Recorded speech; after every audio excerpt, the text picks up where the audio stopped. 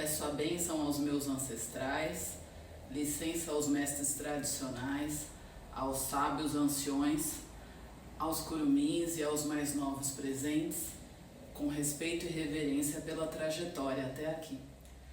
Todo dia o sol levanta e a gente canta ao sol de todo dia.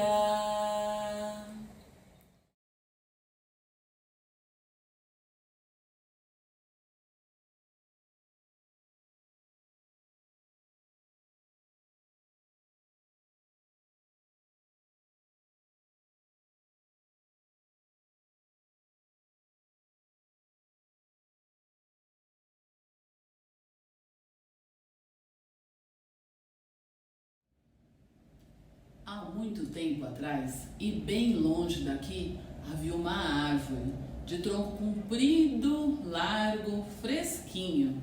A árvore tinha ainda uma copa larga com uma sombra generosa lá embaixo. Ela tinha frutos suculentos e ainda muitas folhas que faziam uma música sempre que o vento batia nelas. E a árvore tinha um amigo, um menino, que sempre que ele vinha, brincava muito com ela. Subia no tronco, se balançava nos galhos, comia o máximo de frutos que ele conseguia. Fazia com as folhas coroas de rei da floresta e ainda se escondia atrás delas.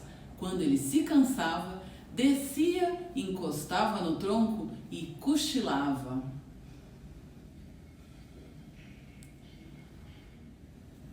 Mas o tempo foi passando, e então o menino começou a demorar para voltar. A árvore, como toda pessoa apaixonada, tinha muita saudade do menino. Finalmente, quando ele voltou, a árvore perdeu o ar de alegria. Quando finalmente ela recuperou o fôlego, olhou para tudo que ela tinha. Menino, vem subir no meu tronco, vem se balançar nos meus galhos. Vem se esconder atrás das folhas, comer os frutos, fazer com as folhas coroas de rei da floresta. Vem, menino, vem ser feliz. Mas o menino tinha mudado um pouco e como a árvore não percebeu, ele explicou para ela que agora não tinha muito tempo, mas ele precisava de algum dinheiro. Será que a árvore tinha algum dinheiro para oferecer? A árvore olhou tudo que ela tinha. Menino, dinheiro eu não tenho. Mas tive uma ideia, eu tenho frutos, você pode colher, levar na feira, vender e com eles fazer um dinheiro, fazer as coisas que você tem vontade. Vem menino, vem ser feliz. E assim o menino fez e a árvore era feliz. Mas o tempo passou e de novo o menino demorou para voltar e a árvore tinha tanta saudade que não sabia quando ia ver o amigo outra vez. Depois de um tempo, o menino volta. A árvore fica sentindo o coração acelerar. Quando ela se aquieta de novo, ela vê o menino. Menino, vem subir no meu tronco, vem se balançar nos meus galhos, brincar com as folhas. Vem, menino, vem ser feliz. E como o menino tinha se transformado mais um pouco e a amiga árvore não reparou, ele resolveu explicar para ela que agora não tinha interesse nessas brincadeiras, mas ele tinha vontade de se casar, mas ele precisava de uma casa. Será que ela tinha como ajudar? A árvore olhou tudo que ela tinha e comemorou. Menino, casa eu não tenho, mas eu tenho uma ideia. Eu tenho galhos. Você pode cortar, levar onde você quer viver, fazer uma casa, se casar, quem sabe até ter filhos. Vem menino, vem ser feliz. E assim o menino fez, cortou os galhos, construiu uma casa, se casou, teve filhos, foi muito feliz. E a árvore era feliz. E o tempo foi passando, passando, passando. A árvore não parava de imaginar como ia ser quando o menino voltasse. Depois de mais tempo ainda, quando o menino voltou, a árvore, ela tinha tremedeira de alegria. Quando finalmente ela conseguiu, olhou para tudo que ela tinha. menino, vem subir no meu tronco, vem se refrescar, encostando nele, cochilando. Vem, menino, vem ser feliz. E como o menino tinha mudado mais um pouco, mas a árvore não reparou, ele foi logo contando para ela que ele já estava cansado, não aguentava mais. Ele queria ir para longe, mas para isso ele precisava de algum transporte e ele não tinha nenhum. Será que a árvore tinha alguma ideia?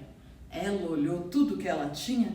Menino, eu não tenho transporte, mas se você cortar o meu tronco, vai fazer um barco e com ele vai para longe, conhecer gente nova, escutar outros idiomas, comer outras comidas, ouvir outras músicas. Vem, menino, vem ser feliz. E assim o menino fez. Cortou o tronco, fez um barco e tudo que a árvore deu ideia para ele. A árvore era feliz, mas dessa vez não muito. Mais tempo se passou, cada vez mais devagar, e a árvore sonhava com o reencontro deles, mas nem sabia se ia acontecer. Depois de um tempo, o menino voltou. A árvore olhou tudo que tinha sobrado e se desculpou. Ai, menino, desculpa, eu não tenho tronco para te oferecer, você gostava de subir. E o menino explicou para ela que ele já estava tão velho que a perna estava bamba, ele não ia conseguir subir. De novo ela olhou tudo que não estava mais lá. Ai, menino, desculpa, eu te ofereci os galhos e neles você se balançava, mas eles não estão mais aqui. O menino explicou para a amiga novamente que estava velho mesmo, que o braço estava fraco, ele não ia conseguir se balançar em nada. Ai, ela olhou que ela sentia saudade de oferecer para ele. Ai, menino, desculpa, não tem os frutos. Ah, você enchia a barriga com eles, até cochilava no meu tronco. Eu sinto muito, menino, eu não sou mais do que um toco velho, sem graça e pequeno.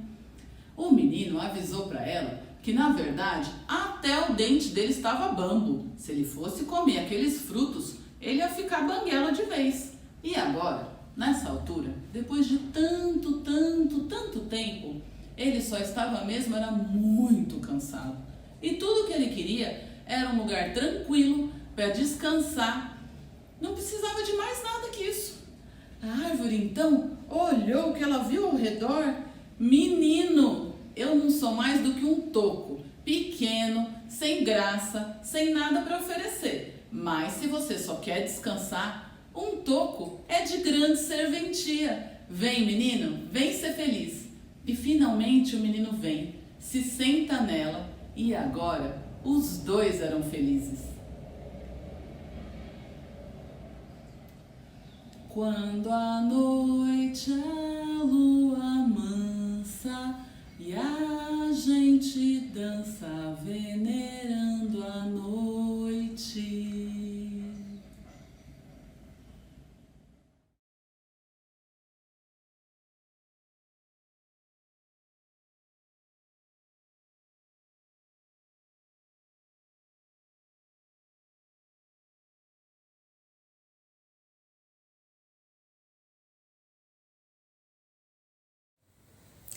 Olá, eu sou Francine Machado de Mendonça, eu dou aula de artes na educação de jovens e adultos em Santo André, também conto histórias, faço projetos culturais, dou formações, escrevo livros. Eu trouxe essa narrativa que vocês viram para falar um pouquinho nesse vídeo por que a gente conta história. É como se contar a história tivesse algumas funções. A gente pode com elas ensinar, curar, ser tocada, inclusive usar a questão estética mesmo, contar porque é bonito, contar porque encanta. Porque às vezes na escola a gente pensa muito só no funcional, relacionado a algumas atividades que a gente traz para o chão de escola. E no geral, eu já dei algumas formações para creche, para condomínio, para centro cultural. E é interessante porque no chão de escola a gente sempre pensa na questão pedagógica. Se a gente conta histórias, por exemplo, a criança escuta histórias 2 vezes por semana. Ela tem 14% mais vocabulário e 27% mais memória, de acordo com o Instituto Alfibeto. Mas às vezes a gente só joga o enfoque nisso e tem muito mais questões encantadoras, poéticas, líricas da gente trazer as narrações para o chão de história, quer dizer, para o chão da escola. Então é bem interessante que a gente ganhe essa proximidade, né, com os livros, às vezes com algumas apresentações de história. Aqui em São Paulo a gente tem várias, na internet também, para a gente pensar em que objetivos a gente gostaria de trabalhar com os pequenos. E pensando, né, se você também trabalha com infantil ou fundamental 1, muitas vezes a gente trabalha o emocional com as histórias, porque as crianças muitas vezes estão escutando e estão imaginando situações que elas nunca viveram, personagens que elas nunca conviveram, lugares que elas nunca estiveram. Então muitas vezes a história ajuda simbolicamente a criança imaginar no futuro, se acontecer alguma coisa parecida, ela ensaiar mentalmente, né, psiquicamente, simbolicamente, como que ela pode atuar no futuro, se acontecer alguma questão muito parecida com a das histórias. Então isso também é muito interno, às vezes a criança não traz, e às vezes a gente não mapeia como isso foi importante, né, psicologicamente, emocionalmente para as crianças. E tem uma série de objetivos que pode ser muito legal trazer as histórias para o dia a dia, para a escola, às vezes com ela o professor introduz uma outra questão que ele quer trabalhar. Ele também pode aproveitar, por exemplo, para trazer uma representatividade para estudantes que às vezes têm um sofrimento com bullying, com preconceito. Então às vezes a gente traz narrações em que as princesas não são como elas eram quando a gente era pequena, que as crianças hoje são mais críticas. Então, às vezes, a gente traz conto de fada mais antigo e elas vão querer saber, nossa, professora, mas toda princesa é assim? Ela só espera, ela só chora, ela só quer casar. Então, eles têm esse olhar hoje. A gente pode trazer o que a gente chama de releitura de conto de fada, que a princesa salva o príncipe, que ela tem um dragão, que ela conquista vários terrenos.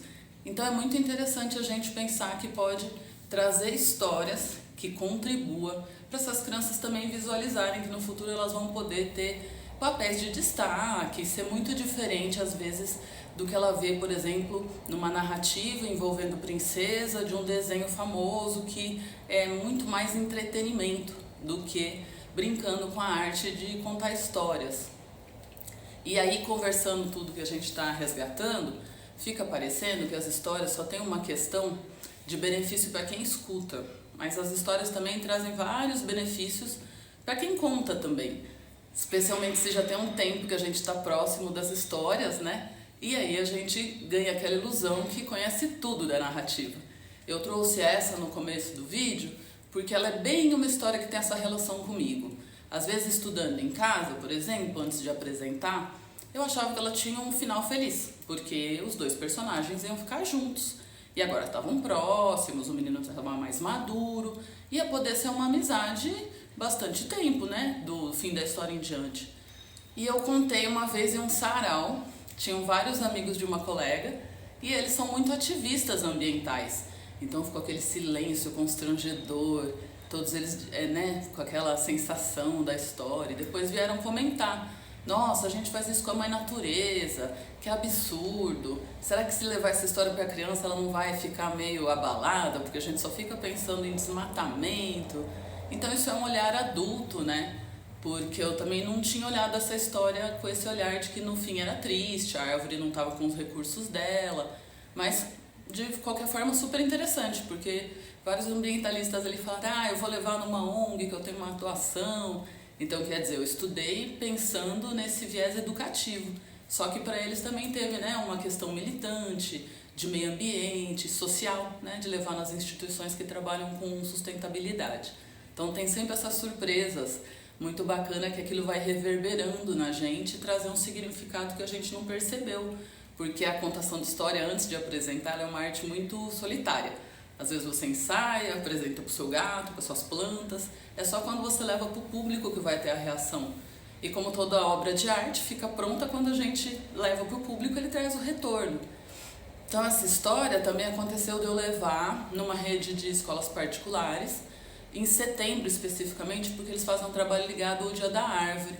E foi com uma editora que também fazia a publicação dessa história e também estava igual eu, achando que tinha muito uma questão educativa, uma questão, né, de fazer debate, que acho que as crianças eram do Fundamental 2. Só que também no dia que a gente contou, as crianças ficaram muito bravas com o menino, onde já se viu, pegar todos os recursos da árvore, depois só chega, só tem um toco, ele ainda quer sentar, que menino folgado. Na época eu usava um cenário que era todo de papelaria colado aqui, conforme a árvore se doava eu ia tirando pedacinhos da árvore e deixava no chão. Naquelas apresentações muitas crianças quiseram interagir mais e vieram mexer no cenário, elas escreveram atrás recados para o menino, porque a árvore só tinha ficado o toco na parede mesmo, então eles ficaram escrevendo esses recados. Então é bem legal que às vezes você não imagina quando você está ensaiando, adaptando, como vai ser interativo para os pequenos. E eles foram criando isso conforme a gente vai abrindo. Ah, vocês querem ver o livro? Vocês querem mexer no cenário? Isso é bem interessante também. Às vezes você prepara um material antes para usar. Seja figurino, cenário, uma música, fantoches. E depois é legal deixar que eles também brinquem com isso, né? Porque a história vai virando um teatro infantil. E eles estão meio que nos bastidores, brincando com esses elementos, imaginando como eles iam criar, contar. Bem interessante que vai fazendo esse trabalho com a imaginação deles, que é muito rica. Tem saídas incríveis comparadas com às vezes a gente imaginar sozinho. Eu tenho muito tempo trabalhando com essa história. Uma situação que eu achei interessante também foi uma outra contação de história que eu levei. E o livro, ele tem todas as ilustrações preto e branco. Então eu acabei de contar a história e os estudantes, nossa, mas por que a história não tem cor? Eu nunca tinha olhado que as histórias estavam lá super ricas na narrativa e a ilustração estava em preto e branco. Isso é bem bacana de você perceber, assim, os estudantes têm uma leitura imagética, né, dos desenhos, muito mais apurada que a nossa. Porque às vezes a gente já está muito nesse universo da escrita, da literatura, às vezes passa um pouco rapidinho, assim, nas ilustrações. E aí eles começaram a perguntar dessa ilustração preto e branco, eu fui dando uma conferida, não tinha realmente cor no menino, nem na árvore. Eu sei que num certo momento as crianças foram conversando, uma delas, já sei por que não tem cor, é pra gente pintar, pra gente dar o colorido que a gente quer, que tá imaginando, é uma floresta muito colorida, é um menino muito colorido. Então eu achei interessante que eles mesmos às vezes vão discutindo, você dá alguns palpites, mas eles também têm as saídas deles, muito criativas, e que a partir da história, tudo isso só vai fomentando essa criatividade deles, que eles são bem diversos assim nas possibilidades que eles vão elaborando para a história. Então esses são alguns possíveis benefícios, mas muitas vezes você vai contar a história, você vai descobrir outros, que eles têm toda essa infinita possibilidade de contribuir. Para quando você apresenta, estuda, ensaia, escolhe algum elemento de cena que você quer brincar com eles.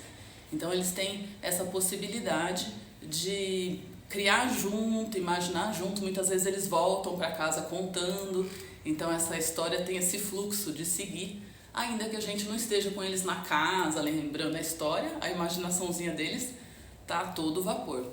E eu estou trazendo todos esses benefícios porque o mais interessante para o contador é se ele se abre para tudo que esse público está trazendo, porque cada retorno vai regando esse solo narrativo que ele também vai alimentando, estudando outras histórias e fazendo com que cada vez que ele vai apresentar, essas narrativas já estão muito mais floridas, muito mais ricas com a contribuição de cada um que já ouviu ele. Uma outra possibilidade com as histórias, que é bem bacana trazer, é que as histórias têm um potencial de cura. Por isso tem algumas ONGs que levam contadores de escola em hospitais. Eu contei no Hospital Cruz Azul, mas era sempre uma itinerância assim, dos internados, nem sempre as crianças estavam muito tempo lá. Lá a gente percebia que muitas vezes o benefício era da família, dos acompanhantes, porque às vezes a criança estava meio relutando, não queria ficar muito lá, fazer tratamento. Mas lá, por exemplo, eu lembro muito interessante que eu levei a história Frida, que a Frida passou uma série de doenças, de tratamentos, de operações. A gente terminava, a criança se empolgava, que às vezes ela ganhava um kit de papel e lápis de cor, que ela só ia utilizar quando ela via, poxa, teve uma moça que passou mal e pintou a vida dela. Vou pintar esse kit aqui que o hospital deu. E às vezes já tinha uma cor ali no quarto, quando você saía da internação. Mas quem eu conheço que tem as melhores histórias sobre isso é meu companheiro. Ele contou histórias na Santa Casa. E lá tinha crianças de longa permanência, né? O tratamento delas é muito mais complexo, então elas iam ter que ficar muito tempo meio que morando no hospital. E aí algumas, era interessante que meu companheiro ensaiava uma história, pesquisava, levava, tinha adolescente também. Aí um adolescente uma vez ele quis conversar, então eles percebiam que às vezes o que precisava era meio que a demanda dessa pessoa internada, né? Não era o que eu tinha pesquisado. Aí eles trocavam a história por conversa, iam entendendo, né, que esse internado precisava. E numa ocasião, o jovem falou ao meu companheiro que ele queria saber mais de filosofia. Então o meu companheiro pesquisou, levou, meio que virou uma aula. Começou a contação de história, virou uma aula. O que eu achei interessante desse episódio é que, assim, ele fez uma abordagem freiriana, né? Pesquisou, planejou, estudou, vai ser desse jeito. Chega lá, quem está recebendo propõe que quer outra coisa, você se abre para essa interferência, né, para essa interatividade, e você muda o que você tinha pensado, atualiza, só que quando você vai levar uma coisa nova, que é a demanda de quem falou que queria outro conteúdo, você se enriquece nesse processo, porque a troca fica tão potente e aquilo te alimenta, né, te nutre de um jeito diferente de quando você fala, não, mas eu pesquisei isso aqui, é esse ensaio de história que eu vou levar. Quando tem essa abertura, os dois podem se beneficiar, o contador e quem recebe. Nesse sentido, um retorno muito tocante que eu tive foi quando eu contei em asilos, era também por uma associação, mas a gente ia em vários asilos em São Paulo. Mas muitas vezes os senhores estavam passando por vários tratamentos muito pesados. Então eles tinham sono, eles estavam meio cochilando, às vezes eles estavam com saudade da família que estava demorando para ir, e muitas vezes você tinha mais retorno dos cuidadores. Porém, uma vez eu levei uma história, a velhinha que dava nome às coisas. Uma coordenadora até brincou que eu estava muito, inovando muito de levar essa história. Porque a velhinha que dava nomes às coisas fala de saudade, de perda, de medo, de apego, de receio de se envolver, porque essa senhora já tinha perdido na história muitas pessoas que ela amava, então ela só dava nome porque ela sabia que ia durar mais que ela. Então ela dava nome para casa, para o carro, para a poltrona, e uma época começa a vir um cachorro na porta da casa dela, que ela dá comida, mas ela não põe nome. Se ela já desconfiava que não ia durar muito, ela não batizava. Porém, depois de um tempo, esse cachorrinho cresce, mas ele para de vir. Então ela fica super preocupada, ela pega o carro, roda na cidade e não consegue encontrar, não tem nome para chamar. Depois ela resolve que ela vai no canil. E no canil é a mesma coisa, o funcionário quer saber como é que chama, como que chama, se tem coleira. E a senhora, meio assim espantada, nossa, parece que ela nunca desconfiou que não batizar o cachorro ia atrapalhar tanto, ou também nunca pensou que o cachorro ia embora e tal. Aí no canil ela tem um olhar muito poético, porque ela se vê no reflexo. Então ela fala, nossa, eu sou muito sortuda, já tive muito amigo, só tenho essa saudade porque todos eles passaram na minha vida. Então quando eles chegam no quintal para procurar o cachorro, ela fala pro funcionário do canil que o cachorro chama sortudo. E aí ele vem, ele estava lá no canto da cerca. Eu contei essa história no asilo, foi uma das raras vezes que uma senhora falou, eu perdi meu medo. E a gente saiu reverberando isso, né? Tanto eu, quanto cuidadores, quanto a minha coordenadora. Nossa, que interessante, às vezes eles não conseguem te dar um retorno e quando eles dão já é um desse assim super transformador. Nesse caso, eu acho que parece um trabalho que uma amiga faz também, né? Que é narradores de passagem. São pessoas que só contam histórias para quem já tá, os médicos comentando que não vai melhorar e que vai embora. Que eles às vezes acabam de contar a história e esse senhor, essa senhora já falece.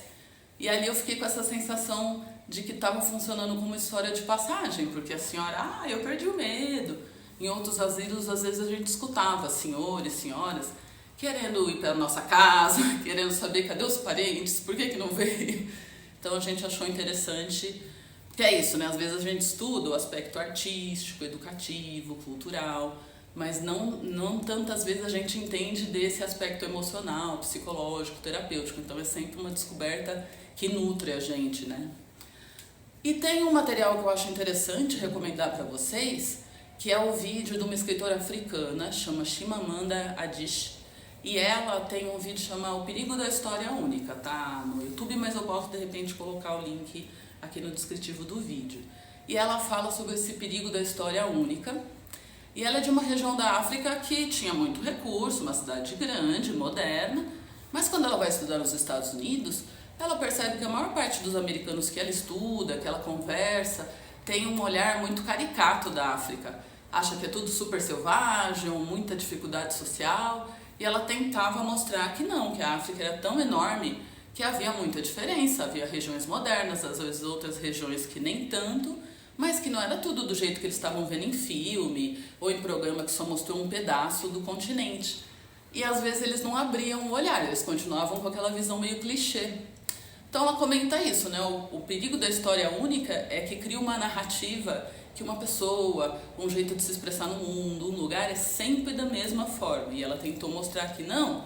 O que acontece é que isso, levado para um extremo, às vezes justifica pessoas que têm preconceitos, que oprimem, porque entende que aquele personagem, aquele lugar, aquela sexualidade, aquela origem, aquela etnia é sempre de tal jeito. Então é interessante a gente buscar outras narrativas que ajudem a gente a trabalhar a favor da diversidade. E tem uma outra questão muito legal de falar também, às vezes até para quem é pai, mãe, tem sobrinho, afilhado, dos benefícios relacionados ao vínculo contando a história. Porque às vezes na escola, né, a gente tem turmas grandes e a gente não vê que tem esse vínculo sendo construído a partir das histórias, dos livros, das narrativas. Mas muitas vezes a gente vê, né, contou uma história, o estudante quis te abraçar no corredor, quis te agradecer no lanche. Então vai criando também, só que não é um vínculo igual para todos eles, né? E não quer dizer também que se no meio da história seu estudante começou a sonhar acordado, que ele não se beneficiou da história. Às vezes ele pegou um pedacinho da história, saiu imaginando, mas é exatamente o que ele precisava com aquela narrativa, né? Agora, quem tem criança em casa percebe um vínculo muito especial. Sabe quando eles começam a pedir para repetir, para contar de novo? E aqui é bem interessante, porque o pessoal que estuda acha que eles estão pedindo para repetir só para trabalhar melhor emocionalmente o que aquela história provocou. E às vezes é relacionado a personagem, ao enredo, às emoções, mas dentro eles estão simbolizando psiquicamente que toda aquela emoção da história é nova e eles estão tentando encontrar como trabalhar. Então, bastante estudioso acha que só pedem para repetir para trabalhar as emoções, de novo e de novo. Isso aconteceu muito quando eu fui professora de biblioteca. No Colégio Santa Maria, um estudante perdeu o pai. Então ele sempre pedia para repetir a história que tinha uma morte no enredo. E para ele estava certamente elaborando, porque ele vinha pedir inclusive sem os outros estudantes, né? No horário do lanche. Então a gente percebia que aos poucos ele já não pediu mais, que o que ele precisava da narrativa do enredo foi sendo entregue para ele, emocionalmente, com aquele momento. Agora, quem é pai, mãe, tio, padrinho, fala que eles sentem que a criança pede para repetir porque ela quer prolongar o tempo junto, porque ela gosta de quem está contando. Então isso é muito interessante, que acaba revelando da relação de quem está contando com quem está ouvindo. Quer dizer, a contação de histórias, né, essa arte milenar dos povos originários, que inclusive eu agradeci e pedi licença no começo, ela é tão rica. Quanto mais a gente estuda, ensaia, apresenta, relê, mais vai enriquecendo esse terreno muito fértil dentro da gente, da imaginação, da literatura e da contação, seja com os pequenos, seja com os jovens, que eles também gostam. E você já apresentou alguma história com essa temática? Trabalhou com seus estudantes? Como que foi? O que eles te trouxeram? A gente quer deixar aqui embaixo para vocês trazerem memórias, afetos relacionados a histórias que impactaram vocês. Muitas vezes já é no show de escola, né? A gente já tem um tempo ali com os estudantes. Ou às vezes, conforme a gente vai trazendo essas narrativas, né? Essas formações, vocês vão resgatando histórias até que já escutaram, mais novos. Também é uma possibilidade de colocar aqui, né, uma consideração, um comentário, não necessariamente uma pergunta. Uma outra possibilidade que a gente quer trazer é que às vezes tem vários professores que eles adoram as questões dos livros, mas eles têm uma timidez de estudar e fazer uma narração dramatizada sem o apoio da literatura. Então por isso que a gente acha interessante trazer o livro, né? Que foi narrado no começo, A Árvore Generosa, do Shel Silverstein. Na verdade, essa é uma editora um pouco mais antiga, que não está mais publicando, mas o bacana é que você pode fazer uma mediação de leitura, você pode trabalhar em cima da obra e segurar no meio e vincar a folha, apresentar as imagens, ler e ver se os seus estudantes estão ou assim esperando o final ou imaginando outras continuidades da história, que às vezes a criança cria a narrativa conforme a criatividade dela vai trazendo, né? Então essa é uma possibilidade, se eu fico sem graça de fazer ensaiado, como se fosse um teatro, eles também se encantam, eles também participam. É bem interessante você pensar nessas possibilidades. Se você fica achando muito complicado memorizar, ensaiar. Tem também muitos professores que trazem pra gente a falta de tempo de um ensaio. Às vezes eles estão com 2 escolas, têm filhos, então muitos depois improvisam e vão escrevendo, comentando: agora eu tô tentando ensaiar com meu filho, com meu marido, conto para as plantas, conto pro gato aqui em casa, eu dou uma improvisada. É uma possibilidade quando quem já tem a criança em casa que ela acaba pedindo também. É uma chance de você ensaiar com a sua família, com os seus amigos, depois levando para a escola você já tem uma ideia, mas é sempre surpreendente, sempre tem mais novidades a partir do momento que a gente leva para o chão de escola. A gente quer chamar vocês assim para fazer essa interação, colocando aqui embaixo comentários, lembranças, né?